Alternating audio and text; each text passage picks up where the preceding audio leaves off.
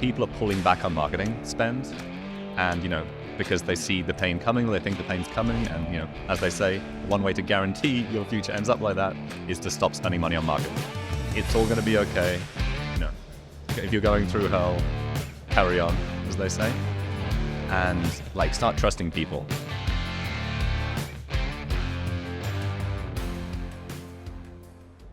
So tell me your name and tell me what you do in this crazy world of Amazon. My name is Cavendish, and in this world of Amazon, we deal with seller support. So our belief, or my belief, is the worst part about selling on Amazon is dealing with Amazon themselves. So we take away the pain of dealing with seller support.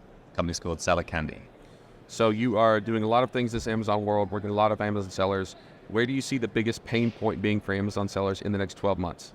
In the next 12 months? So, the pain keeps coming and coming and coming, doesn't it? So seller support was getting better, and now it's kind of maybe going downhill a little bit, but everything is getting locked down. So updating listings, pushing updates through, it's just taking longer and longer for Amazon to respond, and also for Amazon to do the updates in the system. So the big pain is just sucking time away. A lot of people are talking about expansion opportunities on Amazon. Yeah. And they're thinking kind of largely between other Amazon marketplaces and then other marketplaces in general, the Temus, the TikTok shops, the Walmarts. Do you have any advice for people on whether they should be thinking about those other platforms, or specifically which ones they should or shouldn't be? On my side, no. To be honest, that's not my wheelhouse. That's not my expertise. What I see and what I've seen through my friends and also our clients that run agencies, because we work with a lot of agencies, is that people are pulling back on marketing spend, and because they see the pain coming, they think the pain's coming, and as they say, one way to guarantee your future ends up like that is to stop spending money on marketing. My big thing for this year is spending money on marketing. I've heard awesome stuff about TikTok Shop. I've heard that Walmart is actually picking up now, which wasn't really happening a year or two ago. So I can't offer my expert opinion on that. But that's still good insight in there. Good info. If you could go back in time to when you first began your entrepreneurial journey and give yourself one piece of advice, what would that piece of advice be? It's such a journey though, isn't it? Because entrepreneurial journey is almost like a personal development journey. And I am not the same person I was 10 years ago when I first started a business. Yeah. I didn't have the war chest I have now. I didn't have the ability to take the risks that I have now. Because, my first business, I was doing supplements on Amazon back in 2015. Yeah. It'd be a $10 million business if I started now. Yeah. Because I would know how to double down, how to hire the right people, how to do all that stuff. If I was going to start out again and give myself advice, I think it would be it's all going to be okay. If you're going through hell, carry on, as they say. And start trusting people. Because, as I started hiring team, I got amazing EA, executive assistant. Yep. And the better people I get, the more I'm I know, like, and trust and love the people I work with. I think that's the coolest thing about entrepreneurship is it's not really a job if you're hanging out with people you like and making money and doing fun stuff. If you weren't doing this Amazon stuff, what would you be doing? If you're starting at zero without much cash, I don't think Amazon is necessarily the best way for you to make money in 2024. Amazon there was a gold rush in Amazon, mid 2010s, great. Yep. But now with the way that you can directly connect to people, reach out, if you have some experience and some skill set, with the experience I have now, I would be saying, put together an offer, go to market with something that you can market and sell, build up your cash flow and your war chest before you start going into things like e-com, unless you really have good guidance, from someone like yourself or an Amazon coach, or just somebody to hold your hand along the way. Yeah. I think there's too many bros selling drop shipping in Amazon now through social media. Most of the people I knew were out in 2018, 2019 of drop shipping and everything like that. Yep. So it's a cycle, Can you give a specific example of how community has helped improve your ability to do business or shape your business, or maybe how you've worked with community to support other people's businesses? I love community. So I think, this is just my ethos, is that I think we get most connected to the communities that bring us the biggest step forward in our lives. So I think I shared with you when we were out at the mastermind a few months ago, but it's, there's a couple of communities in my life which have because it changed me so much as a person, I'm so connected to and I really want to be a member of. One of them's the Dynamite Circle, which is this group of like, call it the DC, because Dynamite Circle sounds a bit crap. But it's a group of online entrepreneurs. I joined them in 2014, and like most of my friends that I met all over the world are doing it. And the reason I love it is people in different business models, they're all making it work. They're all living off their businesses, traveling, doing cool stuff. So whether someone's making like $2,000 a month or 2 million a month, you get to see how they're applying like a real legit strategy that's working. And it's not just a bunch of people who want to start a business, a bunch of cool business owners, and you can go and do fun stuff and travel, and they're not all addicted to just balling all the time. If you could stand on a stage and give one piece of advice, one tip, one tactic to every Amazon seller in the world, what would that one thing be? Margins.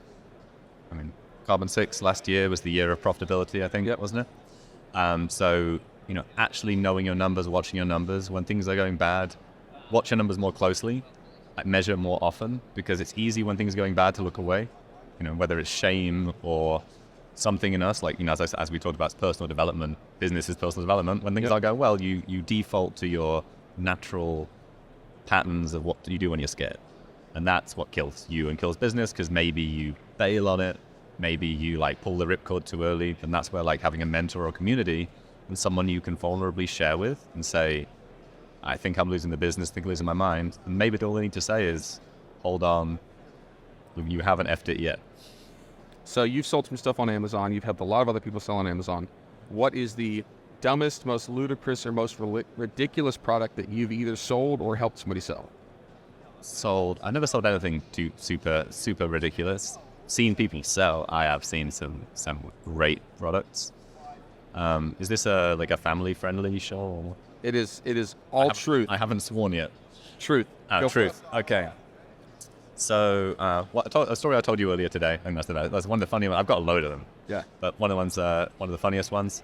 So, just as I was starting my Amazon marketing agency back in 2019, before Seller Candy, before we exited and pivoted that model, I was one of the first products, and this guy was selling lubricant for guns. So we're in America, everyone wants firearm. Sorry, of course, for firearms. Yeah. Firearms, guns. Did you have any heavy artillery, I assume? Alabama? No artillery in your house? No, not in this house. Okay.